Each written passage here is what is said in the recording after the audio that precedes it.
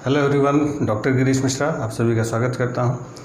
आज जो हम लोग बातचीत करेंगे हमारे फ्रीडम मूवमेंट के बारे में, स्वतंत्रता संग्राम के बारे में, कि हमारा जो फ्रीडम मूवमेंट था, हमारा जो स्वतंत्रता संग्राम था, वो किस प्रकार से शुरू होता है, उसका प्रारंभ कैसे हुआ। ऐसा नहीं था कि एक दिन लोग सुबह सो के उठे और कहे कि चलो शुरू करते हैं स्वतंत्रता संग्राम। ये एक दिन की बात नहीं, एक लंबी चौड़ी प्रक्रिया का परिणाम था। और ये जो प्रक्रिया शुरू होती है वो 1857 की क्रांति से शुरू होती है। 1857 के रिवोल्ट में पिछले वीडियोस में आपको बताया था कि किस तरीके से क्रांति हुई थी, और क्रांति के बहुत सारे कारणों में एक कारण ये भी था कि जो ब्रिटिश सरकार अपनी नीतियां लागू कर रही थी, अपनी जो पॉलिसीज लागू कर रही थी, उसके प्रति लोगों के अंदर एक गुस्सा था, एक घृणा थी, अंग्रेजों के खिलाफ एक नफरत की भावना पनप रही थी, असंतोष था लोगों के अंदर, गुस्सा था।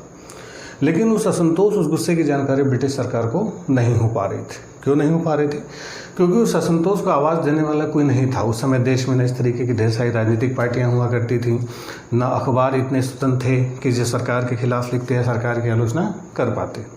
यानी प्रेशर बन रहा था, कोई सीटी बजाने वाला कॉन्सेप्ट नहीं था। सीटी का मतलब कुकर में सीटी बजती है, तो प्रेशर कुकर में जब प्रेशर ज़्यादा होता है सीटी बज जाती है। तो सीटी बजने से क्या होता है कि जो एक्स्ट्रा प्रेशर रहता है कुकर का वो बाहर आ जाता है और आपको एक इंडिकेशन मिलता है कि खाना तैयार है। वही उस समय था कि प्रेशर तो बना हुआ था लेकिन सीटी नहीं बजी। जब सीटी नहीं बजी तो ब्लास्ट हुआ, और वही जो ब्लास्ट हुआ 1857 के रिवोल्ट के रूप में हम लोग देखते हैं। इसके बारे में बहुत विस्तार से पिछले 3 वीडियो में हम लोग चर्चा किए थे।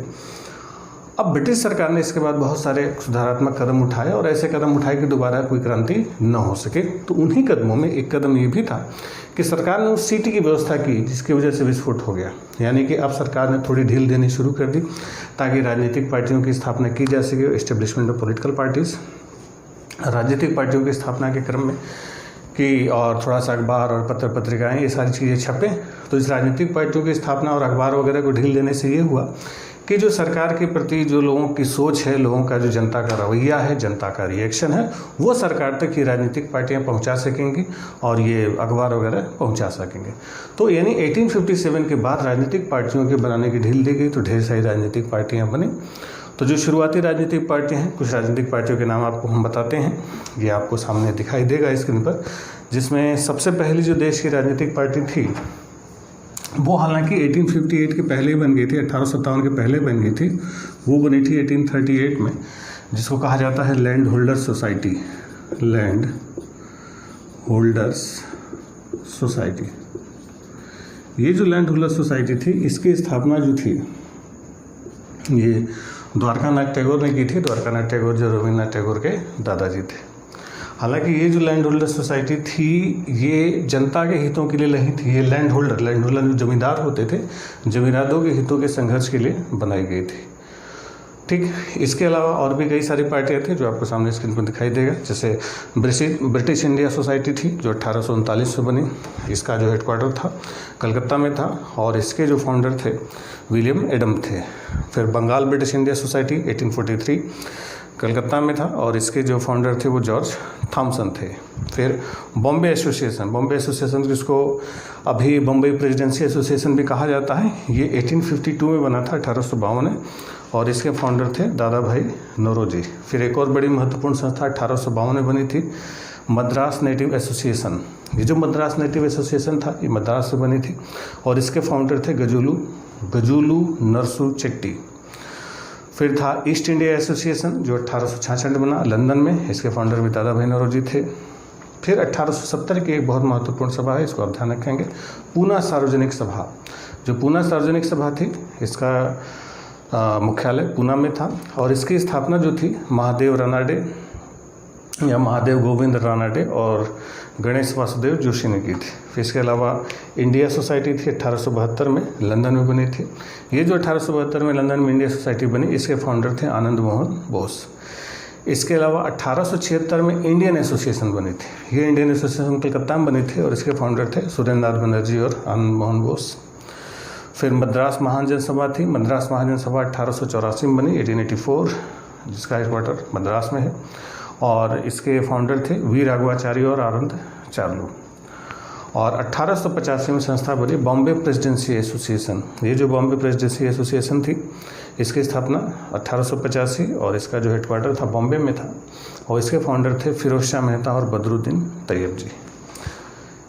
चलिए, ये दिख रहा होगा, इसका आप स्क्रीनशॉट ले सकते हैं, स्क्रीनशॉट लेके आप रख सकते हैं। महत्वपूर्ण संस्थाएं जिनसे आपके क्वेश्चन पूछे जाते हैं। खैर, वापस आते हैं मुद्दे पर। तो ये जो राजनीतिक पार्टियां बनी, जो राजनीतिक संस्थाएं बनी, ये सब छोटी छोटी थी। और देख रहे हैं कि मद्रास की है तो बॉम्बे की है, तो छोटी छोटी स्थानीय स्तर की पार्टियां बन रही थी। तो स्थानीय स्तर की पार्टियों से सरकार का सामंजस्य नहीं हो पा रहा था।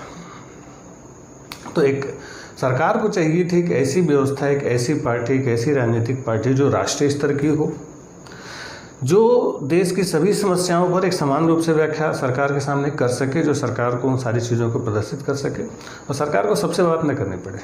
यानी एक ऐसा प्लेटफॉर्म हो जो पूरे देश को रिप्रेजेंट करता हो। उसी बात को ध्यान में रखते हुए एक रिटायर्ड सिविल सर्वेंट थे, A.O. Hume, Elon Octavian Hume का नाम था। इसी A.O. ह्यूम ने 28 दिसंबर 1885, इसी 28 दिसंबर 1885 में बॉम्बे में स्थापना की गई इंडियन नेशनल कांग्रेस, जिसको कहा जाता है भारतीय राष्ट्रीय कांग्रेस। और इसके पहले अध्यक्ष थे, पहले प्रेसिडेंट थे W.C. बनर्जी। पूरा नाम था व्योमेश चंद्र बनर्जी। तो अब ये जो कांग्रेस की स्थापना हुई, एग्जैक्टली पहले इसका नाम इंडियन नेशनल कांग्रेस नहीं था। पहले इसका जो नाम सोचा था, जो A.O. ह्यूम ने सोचा था, वो सोचा था इंडियन नेशनल यूनियन, भारतीय राष्ट्रीय संघ इसका नाम रखा गया था। जिस समय 28 दिसंबर को इसकी स्थापना होनी थी, उसके ठीक 3 दिन पहले यानी 25 दिसंबर 1885 को दादा भाई नौरोजी की सलाह पर उस यूनियन की जगह शब्द जोड़ दिया गया कांग्रेस। तो ये जो कांग्रेस वर्ड जुड़ा, ये किसकी सलाह पर जुड़ा? दादा भाई नौरोजी की सलाह पर जुड़ा। ठीक, पहले इसका नाम क्या था? Indian national union. कांग्रेस किसने जोड़ा? दादा भाई नौरोजी।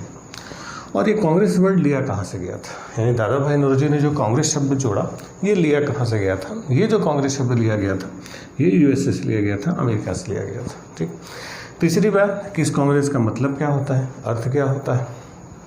तो इस कांग्रेस का अर्थ होता है लोगों का समूह, ग्रुप ऑफ पीपल। तो लोगों का समूह यानी कांग्रेस। तो यही कांग्रेस था जो दादा भाई नौरोजी की सलाह पर ये नाम ऐड किया गया। अब इस कांग्रेस की स्थापना जो थी, पहले एक्चुअली पुणे में होनी थी। पहले इसकी स्थापना का जो वेन्यू था, जो स्थान चुना गया था, वो पुणे चुना गया था। लेकिन उसी साल पुणे में प्लेग फैल गया। बट ड्यू टू प्लेग की वजह से लास्ट मोमेंट पर इसको शिफ्ट किया गया बॉम्बे में। तो बॉम्बे में एक संस्कृत विद्यालय था, गोकुलदास तेजपाल। एक्चुअली गोकुलदास जो था वो गांधी जी के ससुर का नाम था। महात्मा गांधी के जो फादर इन लॉ थे, उनका नाम था गोकुलदास। तो उन्हीं के नाम पर था गोकुलदास तेजपाल संस्कृत विद्यालय। तो उसी गोकुलदास तेजपाल संस्कृत विद्यालय के ही प्रांगण में भारतीय राष्ट्रीय कांग्रेस की स्थापना हुई। पहले अध्यक्ष व्योमेश चंद्र बनर्जी और फाउंडर कौन थे? A.O. ह्यूम। ये A.O. ह्यूम जो फाउंडर थे, ये अध्यक्ष नहीं बने। ये कांग्रेस के महामंत्री के रूप में काम किया इन्होंने। और कांग्रेस के महामंत्री के रूप में इन्होंने 1885 से लेके 1906 तक काम किया। यानी लगातार ये 1885 से 1906 यानी 21 साल तक लगातार कांग्रेस के महामंत्री के रूप में रहे। ठीक, तो ये जो कांग्रेस की बैठक हुई, जो स्थापना हुई, पहले इससे जुड़े हुए कुछ और फैक्ट हम लोग देख लेते हैं। सवाल आपसे पूछे जाते हैं कि पूछा जाएगा कांग्रेस की स्थापना के समय वायसराय कौन था? तो ध्यान रखेंगे, कांग्रेस की स्थापना के समय वायसराय था डफरिन के समय कांग्रेस की स्थापना हुई थी। और जब कांग्रेस की स्थापना हुई थी तो उस समय कांग्रेस में 72 डेलीगेट्स थे, यानी 72 सदस्यों ने पार्टिसिपेट किया, जिसमें सबसे ज़्यादा 38 सदस्य जो थे वो बॉम्बे प्रेसिडेंसी के थे, मद्रास प्रेसिडेंसी से 21 सदस्य गए थे, बंगाल से 3 सदस्य थे, पंजाब से भी 3 सदस्य थे, उत्तर प्रदेश और अवध से 7 सदस्य थे। अलग अलग जो प्रेसिडेंसी थी, जो राज्य थे, उनसे सदस्य बुलाए गए थे। तो यही जब कांग्रेस की बैठक हुई, तो इस कांग्रेस की बैठक में कई सारी इन लोगों ने राजनीतिक रूप से इन्होंने बैठक की थी। तो कई सारी डिमांड की गई थी कि जो लंदन में इंडिया काउंसिल है उसको ख़त्म कर दिया जाए।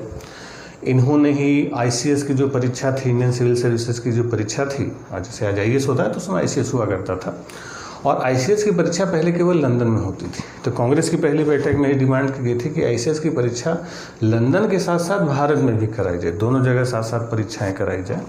और उस समय ICS में मैक्सिमम एज लिमिट भारतीयों के लिए हुआ करती थी 19 साल। इन्होंने डिमांड की थी कि इसको 19 से बढ़ा के कितना कर दिया जाए, 23 साल। सोचिए 23 साल मैक्सिमम कराने की डिमांड थी 19 साल। ठीक, तो maximum age limit for civil services 19 से बढ़ा के कितनी कर दी जाए, 23 साल कर दी जाए। इसके अलावा इंग्लैंड से जो भारत में कपड़े आते हैं उस पर सरकार इंपोर्ट ड्यूटी लगाए। और सबसे बड़ी जो डिमांड थी कि उस समय बर्मा जो था, म्यांमार जिसको बोलते हैं, तो बर्मा को भारत में शामिल कर दिया गया था। तो कांग्रेस की डिमांड थी कि बर्मा को भारत से अलग कर दिया जाए। तो ऐसी 9 मांगे रखी गई थी ब्रिटिश सरकार के समक्ष। ठीक, तो ये पहली बैठक थी। इसके बाद जब दूसरी बैठक हुई और इस पहली बैठक में एक और कंक्लूजन निकाला गया कि इस पहली बैठक के बाद अगली बैठक जो होगी वो कलकत्ता में होगी। यानी कांग्रेस की दूसरी बैठक कहाँ होनी थी, कलकत्ता में होनी थी। तो इसकी जो सेकंड सिटिंग हुई, पहली बॉम्बे, दूसरी जो हुई अगले साल 1886 में हुई कहाँ पर, कलकत्ता। और इसके प्रेसिडेंट थे दादा भाई नौरोजी। तो जो कलकत्ता सेशन हुआ था, जो दादा भाई नौरोजी की अध्यक्षता में हुआ, इसमें कुल 434 डेलीगेट थे, 434 सदस्यों ने भाग लिया। और कलकत्ता क्योंकि उसमें ब्रिटिश सरकार की राजधानी हुआ करती थी, तो इसी सेशन के बाद उस समय जो वायसराय थे डफरिन ने इन कांग्रेस के डेलीगेट्स को स्वागत किया था, वेलकम किया था, और उनको कलकत्ता में ही एक गार्डन पार्टी होती है ना, बुला के सब चाय नाश्ता कराते हैं, तो बाकायदा डफरिन ने गार्डन पार्टी पर कांग्रेस के डेलीगेट्स को बुलाया था। सारे लोग गए थे, हालांकि सुरेंद्र नाथ बनर्जी उसमें शामिल नहीं थे।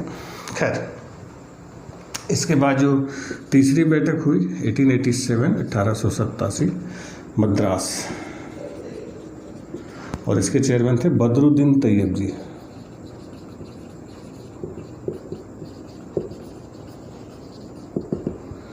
तो ये जो मद्रास का था बदरुद्दीन तैयब जी की अध्यक्षता में, तो इसमें कुल 607 सदस्य थे, 607 मेंबर्स। और इसी में आर्म्स एक्ट जो था उस समय का, जो भारतीयों को हथियार रखने पर लाइसेंस की व्यवस्था बनाई गई थी कि बिना लाइसेंस के भारतीय लोग हथियार नहीं रख सकते थे। तो आर्म्स एक्ट का विरोध इसमें किया गया था इस तीसरे वाले सेशन में। इसके बाद चौथा सेशन हुआ कांग्रेस का 1888 इलाहाबाद, और इसके प्रेसिडेंट थे जॉर्ज यूले।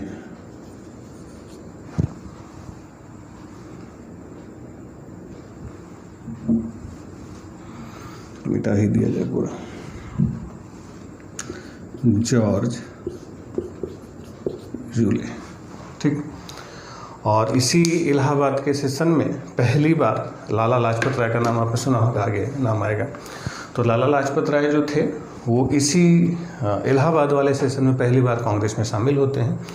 और इस सेशन में लाला लाजपत राय जी ने हिंदी में भाषण दिया था। हालांकि इस सेशन का कई सारे नेताओं ने विरोध किया था, जो इधर के क्षेत्रीय नेता थे बनारस के और आसपास के, जैसे राजा शिव प्रसाद सितारे हिंद थे, ठीक है, सर सैयद अहमद खां थे। तो इन लोगों ने कांग्रेस की, क्योंकि ये कांग्रेस का पहले कांग्रेस था कि भाई कलकत्ता बम्बई तक था, अब इलाहाबाद और पूर्वांचल की तरफ हाथ पैर मार रहे थे लोग। तो राजा शिव प्रसाद सितारे हिंद जो बनारस के थे और बाकी लोगों ने विरोध भी किया था, और इन्हीं के विरोध के कारण ब्रिटिश सरकार ने इनको, कांग्रेस को मीटिंग करने के लिए इलाहाबाद में जगह नहीं दी थी। तो जब कांग्रेस को जगह नहीं मिली तो उस समय कांग्रेस के एक सदस्य हुआ करते थे दरभंगा नरेश, राजा दरभंगा बिहार वाला दरभंगा। तो दरभंगा नरेश ने लाउदर का, जो एक लाउदर काउंसिल हुआ करती थी इलाहाबाद में, लाउदर रूट पर है, तो उसी लाउदर काउंसिल को ही खरीद लिया और लाउदर काउंसिल को खरीद के कांग्रेस को दान दे दिया था। तो ये राजा दरभंगा ने लाउदर काउंसिल खरीद के कांग्रेस को दान में दिया, और वहीं पर कांग्रेस का सेशन हुआ, और राजा दरभंगा की वजह से हुआ था। और यहीं से कांग्रेस, जैसे बताया कि यहाँ तक कि भाई वायसराय स्वागत की, मतलब वायसराय के पास भी कांग्रेस के लोग मिलने के लिए जाते थे। तो यहाँ से कांग्रेस और ब्रिटिश सरकार के बीच खटास आनी शुरू हो गई थी, टेंशन आनी शुरू हो गई थी। खैर, अब ये जो कांग्रेस के हम लोग 4 सेशन देख रहे हैं, अगर केवल कांग्रेस के बारे में हम इतना ही फैक्ट रखें, ये 4 लाइन का फैक्ट आपके सामने रखें कि कांग्रेस किस लिए, आपके सामने एक 4 लाइन का फैक्ट है। अब इस 4 लाइन के फैक्ट को आप पढ़ के आपको कांग्रेस के नेचर के बारे में, कांग्रेस के कैरेक्टर के बारे में अंदाज़ा लगाना हो कि कांग्रेस किस प्रकार की पार्टी थी, कांग्रेस कैसी पार्टी है। तो केवल इस 4 लाइन के फैक्ट को पढ़ के अगर कांग्रेस के बारे में अंदाज़ा लगाना हो, पहली बात कि कांग्रेस के जो सेशन होते थे, कांग्रेस के जो अधिवेशन होते थे, बिल्कुल नियमित होते थे, रेगुलर, हर साल 85, 86, 87, 88, 89, 90 और 1930 1930 तक रेगुलर हुए और 1947 तक 1947 तक केवल 2-3 बार ऐसा हुआ कि कांग्रेस के सेशन में गैप आया। अदरवाइज रेगुलर लगातार कांग्रेस के अधिवेशन होते ही होते थे, बहुत रेगुलर लेवल पर सेशन होते थे। दूसरी कि इसके जो आप सेशन के प्लेसेस देख रहे हैं, इलाहाबाद है तो मद्रास है तो कलकत्ता है तो बॉम्बे, तो ये अलग अलग शहरों में कर रहे थे अधिवेशन। तो इनका सीधा मैसेज ये था कि कांग्रेस किसी एक क्षेत्र की पार्टी नहीं है, किसी एक रीजन की पार्टी नहीं है, एक राष्ट्रीय पार्टी। जो 4 महानगर थे, बॉम्बे, कलकत्ता, मद्रास, उस समय दिल्ली अभी राजधानी नहीं बनी थी, इलाहाबाद ही बड़ा शहर हुआ करता था। दिल्ली कब बनी राजधानी आगे आएगा। तो 4 अलग अलग क्षेत्रों में 4 अलग अलग कोनों पर कांग्रेस के सेशन हुए। महत्वपूर्ण बात थी कि ये अलग अलग सेशन हो रहे थे अलग अलग क्षेत्रों में। तीसरी बात, जो तीसरा फैक्ट लिखा हुआ है कि इनके अध्यक्षों के नाम देखेंगे तो पहला बंगाली, दूसरा पारसी, तीसरा मुसलमान, चौथा अंग्रेज। तो शुरुआती जो 4 सेशन के 4 अध्यक्ष थे, ये अलग अलग धर्मों के लोग थे, अलग अलग रिलीजन्स वाले थे, बंगाली, पारसी, मुसलमान और ईसाई यानी अंग्रेज। तो मतलब ये जो पार्टी है, ये जब अपनी आवाज़ उठाएगी या कोई मुद्दा उठाएगी तो किसी क्षेत्र का नहीं होगा, किसी जाति का नहीं होगा, किसी धर्म का नहीं होगा, पूरे देश का मुद्दा होगा। ये कोई क्षेत्रीय लोकल इश्यूज नहीं उठाएगी, किसी जाति के किसी धर्म के बारे में बात नहीं करेगी, पूरे देश के बारे में बात करेगी। और इसका कैरेक्टर, इसका जो चरित्र है वो कैसा होगा, सेक्युलर, धर्मनिरपेक्ष होगा। इसीलिए इसको नाम दिया गया भारतीय राष्ट्रीय कांग्रेस। ये नेशनल लेवल की पार्टी होगी, राष्ट्रीय स्तर की पार्टी होगी। ठीक, अब ये तो हुई कुछ फैक्ट्स की बात। अब बात करें, इससे कुछ सवाल भी पूछे जाते हैं। बताया कि आपके मॉडर्न हिस्ट्री से, फ्रीडम स्ट्रगल के चैप्टर से क्वेश्चन बहुत सारे एग्जाम में आते हैं। तो यहाँ से भी कई सारे क्वेश्चन बनते हैं कि जैसे आपसे सवाल पूछा जा सकता है कि कांग्रेस का पहला मुस्लिम अध्यक्ष कौन था। तो कांग्रेस का पहला मुस्लिम प्रेसिडेंट कौन थे, बदरुद्दीन तैयब जी। कांग्रेस के पहले ईसाई या पहले अंग्रेज अध्यक्ष कौन थे, तो कांग्रेस के पहले ईसाई या पहले अंग्रेज अध्यक्ष थे जॉर्ज यूले। कांग्रेस के पहले अध्यक्ष कौन थे, तो पहले अध्यक्ष कौन थे, W.C. बनर्जी या उमेश चंद्र बनर्जी। ठीक, चले, ये तो फैक्ट्स की बात हुई। अब कुछ आइडिया लेते हैं राजनीति कैसी थी कांग्रेस की। तो आपको बताया कि जो पहला सेशन हुआ था, तो पहले सेशन में कितने मेंबर थे, 72। तो ये जो कांग्रेस की पहली बैठक में 72 सदस्य थे, 72 मेंबर्स थे। तो ये 72 आखिरकार थे कौन, मतलब जिन 72 सदस्यों ने पहली बार बैठक में हिस्सा लिया बॉम्बे में, तो ये 72 लोग थे कौन। ये 72 उस समय देश के जो सबसे बड़े लोग थे, सबसे अमीर वर्ग, जो हाई क्लास में एलीट क्लास, जो देश के जो नामी गिरामी पत्रकार हैं, बड़े बड़े जमींदार हैं, बड़े पूंजीपति हैं, अखबारों के मालिक हैं, वकील, बड़े वकालत का पेशा उसमें बड़ा चमकता था, बड़े बड़े वकील थे, राजा महाराजा के घरों के लोग थे, बड़े मतलब स्कॉलर, डॉक्टर, इंजीनियर, मतलब बहुत नामी। देश का जो सबसे हमारे जो अमीर तबका था, हाईली एजुकेटेड, बिल्कुल अधिक पढ़ा लिखा, बिल्कुल शिक्षित वर्ग, अमीर क्लास। तो ये 72 लोग देश के सबसे अमीर लोग थे, हाई क्लास के लोग। तो इन्हीं हाई क्लास के लोगों की बनाई हुई पार्टी थी इंडियन नेशनल कांग्रेस। तो जो हाई क्लास के लोग थे, तो इनकी राजनीति का तरीका भी हाई क्लास वाला था। हाई क्लास का मतलब लोकल वाला नहीं था। जैसे मान लिया कि कांग्रेस की बैठक बताया कि पहली बैठक में इन्होंने 9 प्रस्ताव तैयार की कि हमें ब्रिटिश सरकार से ये मांगे माननी। तो ऐसा नहीं कि 9 प्रस्ताव तैयार किया और तैयार करके सीधे अंग्रेज अफसर के पास गए, बोले हमारी मांगे पूरी करो, जिंदाबाद मुर्दाबाद, हमारी मांगे पूरी करो ब्रिटिश सरकार, हाय हाय। ऐसा कुछ नहीं करते थे, बड़े अच्छे से प्रस्ताव तैयार करते थे और बिल्कुल उसको ड्राफ्टिंग, बड़े बड़े वकील लोग थे, ड्राफ्टिंग बड़े अच्छे से करते थे, कानूनी भाषा में लिखते थे जिसको सरकार समझ सकते हैं, और उसमें ऐसी लैंग्वेज बिल्कुल ना हो जो सरकार के खिलाफ जाए, बिल्कुल सरकार के हिसाब से लेके चलते थे। ऐसी बातें लिखते थे जिससे सरकार को कोई कष्ट ना हो, और अपने प्रस्तावों को ले जाकर ब्रिटिश अफसरों के सामने उसको प्रस्तुत करते थे और सीधे डिमांड भी नहीं करते थे। पहले जाके कहते थे महारानी की जय हो, इंग्लैंड की जय हो, आपका राज पूरी दुनिया पर है और हम चाहते हैं कि आपका राज पूरी दुनिया पर फैलता है, आपका सूरज कभी अस्त नहीं होता। आप जैसे लोगों ने भारत की धरती पर कदम रखा तो समझ लीजिए भारत में उजाला हो गया। भारत में था क्या? ये आपका एहसान है। वो लोग कहते थे कि अंग्रेजों ने एहसान किया है जो भारत में आए और भारत में इतना कुछ आपने दिया। भारत में था क्या? अंधेरा था।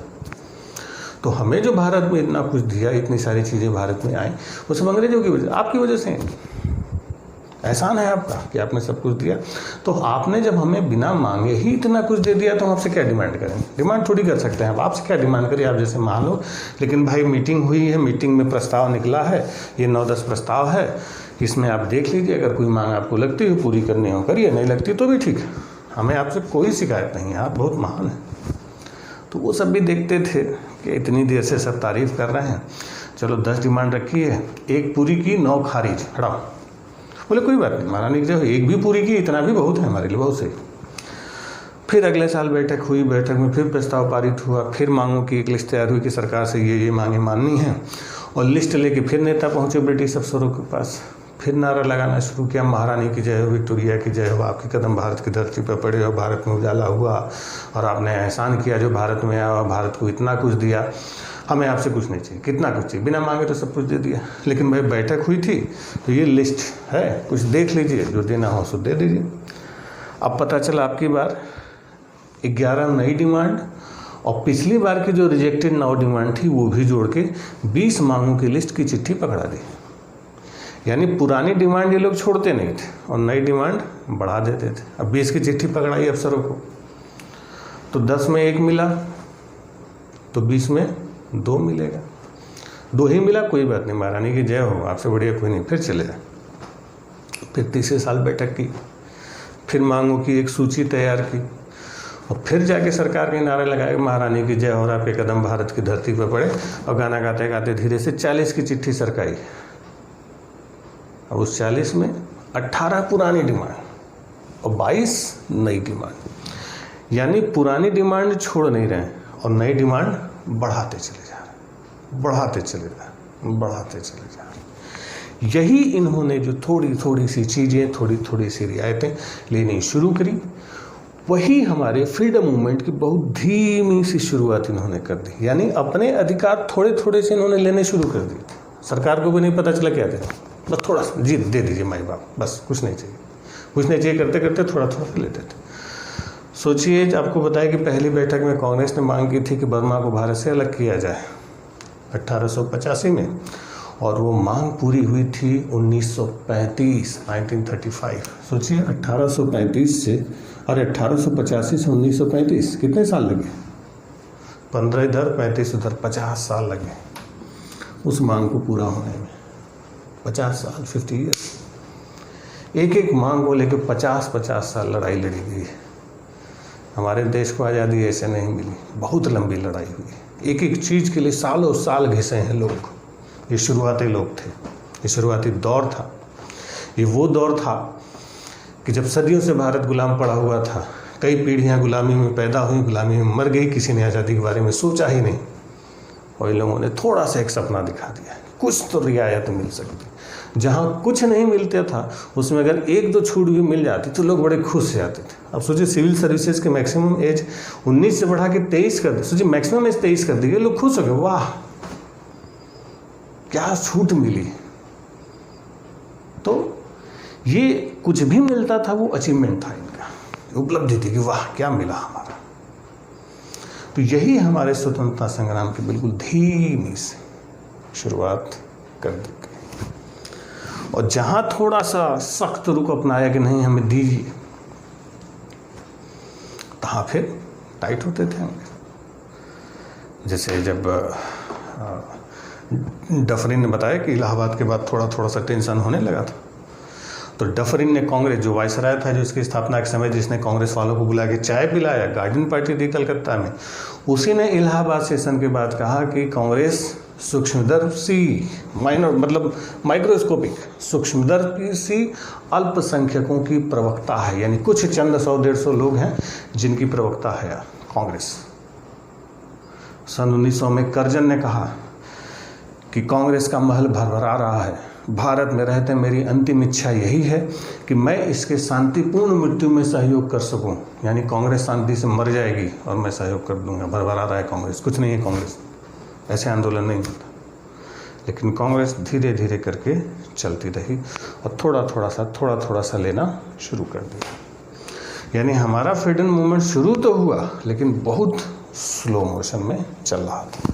खैर, जैसे जैसे कांग्रेस सेशन बढ़ते चले जा रहे थे, कांग्रेस में लोग बढ़ते चले जा रहे थे। बताया कि पहले में 72 थे, दूसरे में 434 थे, तीसरे में 607 थे, चौथे से में 1200 को पार करके 1248 सदस्य हो गए। तो धीरे धीरे कांग्रेस की संख्या क्या हो रही थी, बढ़ती चली जा रही थी। 1890 का जब दौर आया तो कांग्रेस थोड़ी और पॉपुलर हुई, क्योंकि थोड़ी सी रियायत मिलती थी तो लोग खुश हो जाते थे। तो कांग्रेस का और ज़्यादा विस्तार हुआ, एक्सटेंशन हुआ। जब कांग्रेस का और ज़्यादा विस्तार हुआ तो कांग्रेस में अब नए नए लोग शामिल होना शुरू हुए।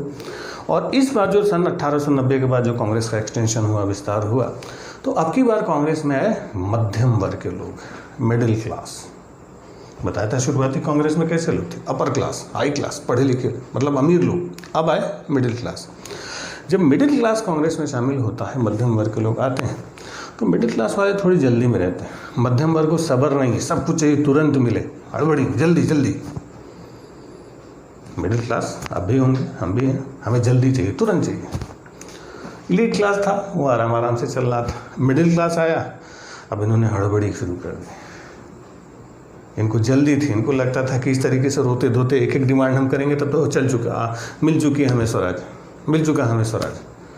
हमें आंदोलन करना चाहिए, हमें सरकार से संघर्ष करना चाहिए, सरकार का विरोध करना चाहिए। नए लोग ये डिमांड कर रहे थे। पुराने वाले लोग समझा रहे थे कि भाई 72 लोगों से शुरुआत हुई थी, अभी हमारी ब्रिटिश सरकार से लड़ने की क्षमता नहीं है। एक फूंक मारेंगे अंग्रेज, कहाँ जाके गिरेंगे पता भी नहीं चलेगा। क्योंकि इन लोगों ने 1857 की क्रांति अपनी आंखों से देखी थी और देखा था कि किस बुरी तरीके से दबाया था। ताकत के बल पर अंग्रेजों को हराया नहीं जा सकता था, 1857 की क्रांति में ये देख चुके थे। इसलिए इनको लगता था कि संवैधानिक तरीका ही ठीक है इस दौर में, बाद में जो होगा सो देखा जाएगा। लेकिन नए वाले थे कि नहीं, बस होगा लड़ाई, हमें तो आंदोलन करना चाहिए। अब हमारे भारत की राजनीति की बड़ी खास बात है कि आदमी करे कुछ ना, खाली बोले बढ़िया बढ़िया, शानदार शानदार, मार देंगे, काट देंगे, फाड़ देंगे, फोड़ देंगे। उससे बढ़िया नेता कोई नहीं माना जाता। सोचिए, हमारे यहाँ लोग बात बोल बोल के प्रधानमंत्री बन जाते हैं, तो बिना बोला हुआ आदमी प्रधानमंत्री पद से हटा भी दिया जाता है कि इसको तो बोलना ही नहीं आता। तो कुल मिला जुला के भारत में प्रधानमंत्री पद की योग्यता क्या है? बोलिए बढ़िया बढ़िया, मार देंगे, काट देंगे, फाड़ देंगे, फोड़ देंगे, करिए कुछ मत, खाली लंबा लंबा बोलते रहिए, पब्लिक खुश, पब्लिक को कोई मतलब नहीं काम से, बस बोलिए। वही उस समय था कि जो नए वाले थे जोरदार भाषण देते थे, तिलक थे, स्वराज हमारा जन्मसिद्ध अधिकार, हम इसको लेके रहेंगे, एक जोरदार नारे लगाते थे लोग। तो नए लोगों का जो झुकाव था कांग्रेस में बढ़ने लगा। कांग्रेस पुराने तौर तरीकों से चल रही थी, अब नए लोग आ चुके थे। तो कांग्रेस में लक्ष्य एक था, लेकिन विचारधारा को लेकर धीरे धीरे करके कॉन्फ्लिक्ट होता है, एक संघर्ष होता है। और वही जो विचारधारा को लेकर आपस में, अब कांग्रेस अंग्रेजों से लड़ने के बजाय आपस में उलझ गई। और यही संघर्ष शुरू होता है नरम दल और गरम दल का, मॉडरेट एंड एक्सट्रीमिस्ट। यानी अब अंग्रेजों से लड़ने के बजाय पहले आपस में उलझे। लक्ष्य दोनों का सेम था, तरीका अलग अलग था। वो क्या तरीका था, क्या संघर्ष था, इसके बारे में बातचीत करेंगे हम लोग अगली क्लास में। आज के लिए इतना ही, बने रहिए साथ हमारे, मिलते हैं हम लोग अगले क्लास में। स्वतंत्रता संग्राम शुरू हो चुका है, अब स्वतंत्रता संग्राम शुरू हो चुका है तो ख़त्म भी होगा, देश आज़ाद भी होगा। कोशिश करेंगे जल्दी जल्दी हमारा देश आज़ाद हो जाए। मिलते हैं हम लोग स्वतंत्रता संग्राम के दूसरे वीडियो में, तब तक के लिए थैंक यू।